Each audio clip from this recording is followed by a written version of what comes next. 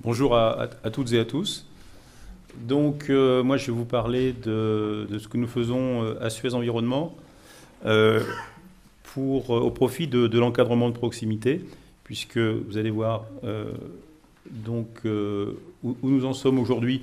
Bon, il y a une courbe qui est ici, qui représente globalement l'histoire récente, les 10 dernières années du groupe en matière de taux de fréquence et taux de gravité. Notre groupe, peut-être un mot pour le définir, sont 80 000 personnes dans un peu plus de 70 pays dans le monde, avec deux métiers principaux, les métiers de la propreté et les métiers de l'eau. Les métiers de la propreté sont regroupés sous une marque générique qui s'appelle CITA, qui est présente un peu partout dans le monde.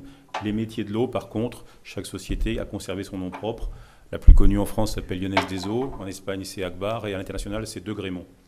Donc c'est dire que nous devons, en matière de santé et sécurité, faire face à des législations, des cultures, des niveaux de protection sociale très très différents selon les pays. Alors, historiquement, comment nous avons atteint ces résultats qui montrent depuis quelques années une forme de plateau, même si les progrès continuent tout de même. Comment nous avons atteint cela? Bon, de façon assez classique, avec un corpus assez strict de règles, de procédures, de politiques, de standards. Je le redis, hein, dans un groupe qui fait plus de 1000 sociétés, qui est présent un peu partout dans le monde, c'est pas donné d'avance, hein, c'est quelque chose qui se construit et qui demande beaucoup d'efforts pour que ces règles du jeu s'appliquent à toutes les sociétés. Et on a encore des progrès à faire sur ce plan-là, évidemment.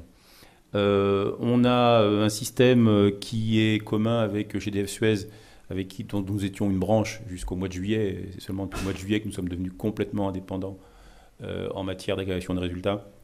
Donc un système de formation des cadres et des experts qui fonctionne depuis plusieurs années et qui propage de la culture au management de la santé et sécurité homogène dans l'ensemble du groupe. Nous avons un système de contractualisation, un système d'audit, et puis bien sûr, pour moi qui suis le directeur santé et sécurité au niveau du groupe, c'est très important d'avoir des leviers d'action. Donc on a une évaluation des top managers qui repose entre autres sur le résultat santé sécurité, et on a affiné ce système pour que dans les résultats des top managers, il y ait une partie qualitative, donc sur leurs efforts pour prévenir l'accident, et pas seulement qu'ils ne soient pas uniquement jugés sur leur TF et leur TG, ce qui serait extrêmement réducteur, bien sûr. La visite de sécurité n'est pas encore complètement généralisée dans le groupe, il faut le reconnaître, hein, selon les niveaux de culture et d'engagement des managers, c'est encore relativement hétérogène. Mais néanmoins, tout cela a produit le résultat, puisque comme vous voyez, en 10 ans, on a divisé par 3 à peu près notre taux de fréquence. La résultante actuelle, qui est à 12,6, c'est le résultat d'un taux de fréquence dans l'eau qui est à peu près de 5, et dans le déchet qui est à peu près de 17. Les métiers du déchet sont des métiers assez accidentogènes. Il faut savoir que par exemple en Europe, on a chaque jour 12 000 camions de 26 tonnes qui circulent, parfois dans des villes encombrées. Ce sont des véhicules longs avec des porte-à-faux arrière importants lorsque les chargeurs sont debout à l'arrière du véhicule. Donc c'est un métier il y a également des métiers de tri avec des problèmes de TMS très importants évidemment. Donc ça explique cette différence entre l'eau et le déchet, l'eau s'exerçant à la fois dans des réseaux bien sûr, mais souvent dans des usines où, nous le savons, il est un peu plus facile de maîtriser la santé-sécurité. Et puis nous nous lançons également dans un programme de règles qui sauvent, ces règles sont rappelées en bas, c'est aussi un programme commun avec GDF Suez qui vise à simplifier, à rassembler autour de l'essentiel nos opérateurs, sachant que si les taux de fréquence ont baissé de façon satisfaisante, il n'en va pas de même des accidents mortels, puisque en moyenne, chaque année, à l'échelle du groupe, à l'échelle monde, et si on agrège les résultats d'accidents mortels pour nos propres salariés, pour nos sous-traitants et pour les tiers, il y a entre 10 et 20 personnes qui perdent la vie chaque année en lien direct ou indirect avec nos activités. en lien direct avec l'activité, évidemment, c'est beaucoup moins, mais on comptabilise tous ces accidents. Quel est notre constat actuellement pour essayer d'aller un petit peu plus loin? Voilà, donc on a ici la courbe classique un petit peu de la culture de management santé-sécurité dans une entreprise, la technique, l'organisation, les facteurs humains, et on progresse traditionnellement dans ce sens-là. Donc pour dépasser ce relatif plateau dans nos résultats, nous avons réfléchi sur une idée qui est peut-être toute simple, mais qui pour nous est une vraie nouveauté. C'est que si on regarde bien les choses actuellement, et si on regarde nos programmes de formation dont j'ai parlé tout à l'heure, finalement, les managers, les top managers qui sont ici, sont assez à l'aise sur les problématiques de facteurs humains et d'organisation. C'est quelque chose qui est naturel, d'ailleurs, dans la fonction d'un cadre ou d'un leader. Alors que... je suis allé trop loin, pardon. Alors que finalement, nos contremaîtres, nos superviseurs, donc le premier niveau d'encadrement, lui se sent plutôt à l'aise sur la technique d'abord, et puis un petit peu l'organisation, et assez mal à l'aise avec ces problèmes de facteurs humains. Donc comment arriver à mieux arbitrer, à réconcilier un petit peu ce paradoxe, puisque si on veut dépasser le phénomène de plateau en matière de progrès en santé et sécurité, il faut absolument qu'on arrive à attirer la population du management de proximité vers ces facteurs humains dont on a eu l'occasion de parler déjà. Et c'est une chose qui n'est pas simple. Alors, c'est une réflexion qu'on a eue au niveau du groupe, mais c'est une réflexion qui est aussi nourrie par des pilotes qui ont été montés dans certaines sociétés du groupe. Par exemple, ici, on a l'action Safety in Mind qui a été lancée depuis l'an passé par nos collègues de CITA UK. C'est une société d'à peu près 6000 personnes, dont le CEO est ici, s'appelle David Palmer-Jones. C'est un patron très engagé dans la santé-sécurité. Il a des raisons personnelles pour l'être, il le montre, il le manifeste. Ici, vous voyez signer la charte qui est au-dessus, qui a été rédigée avec des bonnes suggestions des uns et des autres, la personne qui est à droite et la personne qui a fait cette suggestion. Donc il a absolument voulu baser cette action de formation avec l'aide des opérateurs, des superviseurs eux-mêmes. Et l'idée, donc, c'est d'avoir, sans rien céder sur le fond, c'est-à-dire que les concepts du management de la santé-sécurité sont bien connus, ce sont ceux qui sont donnés dans nos formations au cadre, sans rien céder sur ces principes, sur ces concepts, comment faire en sorte que ça passe auprès de l'encadrement de proximité. Encadrement de proximité qui, là, doit gérer des personnels de toutes sortes de nationalités, toutes sortes de langues, toutes sortes de cultures, puisqu'il s'agit de personnes qui conduisent des camions de ramassage de déchets dans le Royaume-Uni. Donc, c'est un programme, j'ai assisté à une des sessions, qui est pragmatique, qui est riche sur le fond, et dont toute la valeur consiste à trouver les bonnes illustrations, les bons vocabulaires, les bonnes mises en situation qui vont ressembler au travail au quotidien de ces superviseurs et pas à une conception un peu académique de la formation comme on aurait tendance à le faire pour des cadres. Il a également en parallèle créé un système de reconnaissance et de mise en valeur du manager de proximité qui vont aller chercher les résultats en sécurité de façon à développer leur fierté de faire mieux, de faire adhérer leur équipe à ces objectifs de santé-sécurité. Et puis, le tout, bien sûr, repose sur une participation active des équipes. C'est un programme qui donne de bons résultats. Alors, je ne sais pas si c'est seulement ça. Il y a toujours un effet un petit peu d'élan qui est donné. Mais CITA UK, depuis un an, a progressé d'un peu plus de 3 points. Taux de fréquence, ils sont passés de 17 à 14 en taux de fréquence, sachant que pour les métiers de la propreté, un taux de fréquence de 14 est un taux de fréquence qui est nettement meilleur que la moyenne du business. Donc voilà, on avait cette considération, ce problème au niveau du groupe. On avait quelques bonnes pratiques au niveau des BU. Et donc, partant de là, on a utilisé aussi l'aide de l'ICSI sur un travail un petit peu plus universitaire, donc un travail de thèse, avec à la fois des recherches livresques, mais aussi du contact de personnes, des interviews sur le terrain.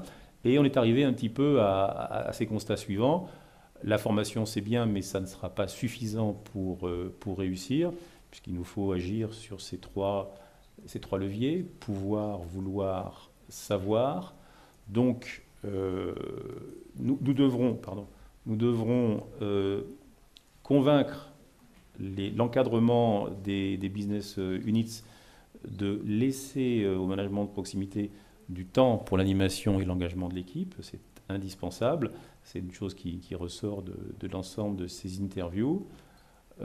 Au-delà de ça, les préconisations sont donc d'avoir des outils, décidément je suis fâché avec ce système, des outils qui permettent de prendre en compte dans les projets et tous les changements d'organisation, les facteurs humains et l'ergonomie, de continuer à pratiquer les rituels santé et sécurité, mais de générer des occasions d'échange entre les top managers et le management intermédiaire, de façon à ce que les mêmes messages sur le fond passent en même temps, même si les façons de le décliner sur le terrain resteront différentes.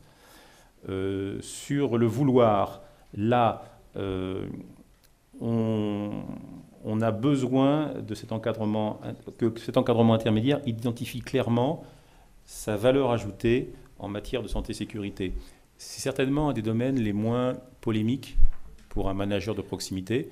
J'imagine que vous faites le même constat que nous, c'est-à-dire que la plupart des managers de proximité sont des gens qui sont là parce qu'ils ont été de bons techniciens. Ils savaient dans l'équipe, c'était celui qui connaissait le mieux le métier qui est devenu contremaître. C'est historiquement un petit peu comme ça que ça s'est passé.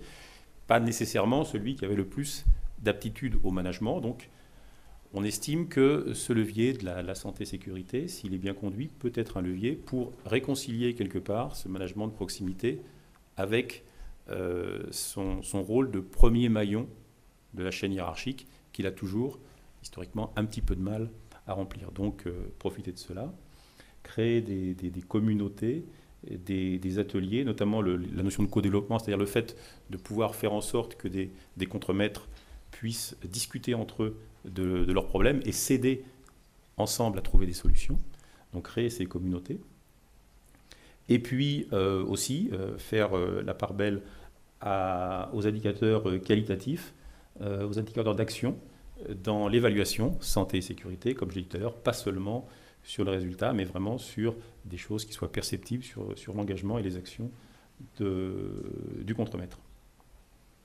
Sur le savoir, alors la formation n'est pas tout, mais elle entre évidemment dans ce que nous devons faire. Renforcer certaines initiatives de formation, j'y reviendrai plus tard, au niveau des business units. Et puis, alors parce que, je l'ai dit tout à l'heure, un groupe qui fait plus de 1000 sociétés, c'est un groupe complexe, qui n'a pas une culture très très régalienne. Donc nous devons nécessairement laisser une part d'autonomie importante aux business units, ne serait-ce que parce que les législations sont différentes. Et que dans certains pays, quand on parle d'approche par le risque, en matière de santé-sécurité, ils nous répondent par « oui, mais chez nous, on approche par la loi. Si c'est dans la loi, je fais. Si c'est pas dans la loi, je fais pas. » Donc vous imaginez un petit peu la difficulté du dialogue qu'il peut y avoir derrière pour se faire comprendre lorsqu'on explique que non, et bien sûr qu'il faut être conforme à la loi locale, bien évidemment, mais ça ne suffit pas, il faut aussi une approche par le risque. Donc on doit laisser et encourager les initiatives locales, mais ce que nous voulons, c'est développer un cursus, enfin du moins un contenu sur le leadership santé-sécurité applicable pour les managers intermédiaires au niveau du groupe. Autrement dit, quelque chose qui soit valable, quelle que soit l'organisation du pays, quel que soit le temps libre des personnes. Donc c'est assez ambitieux. Hein, déjà, avoir au niveau du groupe des formations santé-sécurité pour l'ensemble des cadres, ça n'a pas été simple, mais ça a été payant, je le redis. Hein, c'est vraiment aujourd'hui, maintenant, un marqueur de culture et peut-être un des principaux marqueurs de culture du groupe, d'ailleurs, avec, ça ne vous surprendra pas, la culture financière. Moi, j'ai coutume de dire, pour les gens à l'intérieur du groupe, qu'il y a deux systèmes qui marchent plutôt bien dans le groupe. C'est tout ce qui concerne l'organisation de reporting financier et puis l'organisation de reporting en matière de sécurité. C'est pas une plaisanterie, c'est une réalité. Donc, on doit essayer de faire la même chose avec l'encadrement intermédiaire, et c'est le nouveau défi. Alors, voilà un petit peu comment nous imaginons de faire la chose. je reviens sur une vraie condition de réussite au niveau du corporate où nous nous situons, c'est d'arriver à trouver la bonne façon de prescrire les choses, ni trop ni trop peu. Si on prescrit de façon trop générale, des politiques trop générales, ça ne paye pas, les gens ne comprennent pas exactement ce qu'on veut, c'est pas vraiment efficace et surtout pas mesurable derrière. Si on va trop loin, on va nécessairement à un moment donné heurter ce qui est en place ou des habitudes locales ou que sais-je encore. Donc ce que j'appelle la granulométrie de la prescription est capitale sur sa réussite. Voilà un petit peu donc ce que ça donne au niveau d'un programme de santé-sécurité pour les managers de proximité. Le groupe de travail n'a pas encore produit tous les éléments, hein, donc c'est encore work in progress, comme on dirait en anglais. Donc définir des pratiques fondamentales. Je vais peut-être finir par lire ici, ce sera plus simple. Donc avec des modules. Ensuite, poursuivre cela avec des ateliers de pratique. Travailler sur des cas pratiques. Développer le dispositif de suivi et d'évaluation avec, on l'a dit tout à l'heure, des communautés de pratique, donc aussi des évaluations collectives. Et puis, ne pas oublier que dans ce dispositif, l'encadrement de proximité n'est pas seul, il doit être absolument soutenu par le management supérieur et les filières spécialisées, donc faire jouer un rôle dans ces cursus de formation par les autres acteurs de la filière qui seront nécessairement au support de l'encadrement de proximité. Ce qu'il y a en dessous sont deux illustrations possibles, deux exemples possibles. Pour illustrer un petit peu la granulométrie de ce qu'on peut prescrire, on peut imaginer une formation initiale de 2 jours, d'1 jour, et puis des modules qui s'échelonnent dans le temps, avec des fréquences un petit peu différentes. L'important, c'est que les concepts de fond passent. Ensuite, la façon d'administrer la formation, elle devra être nécessairement laissée à l'initiative des BU. Il n'est pas concevable, compte tenu de la taille du groupe et de sa dispersion géographique, d'imaginer un système d'université où tout le monde viendrait se former à Paris. Ce serait irréaliste et hors de prix. Donc voilà un petit peu où nous en sommes de cette réflexion. Au fond, on fait peut-être un peu tardivement le constat que la santé-sécurité, elle nécessite bien sûr un élan par le haut, un engagement fort et constant des managers, mais au fond, au quotidien, les petits progrès chaque jour qui nous feront progresser, c'est bien cet encadrement de proximité qui pourra les réaliser pour nous. Il faut absolument qu'on l'embarque avec nous dans l'action. Voilà, merci.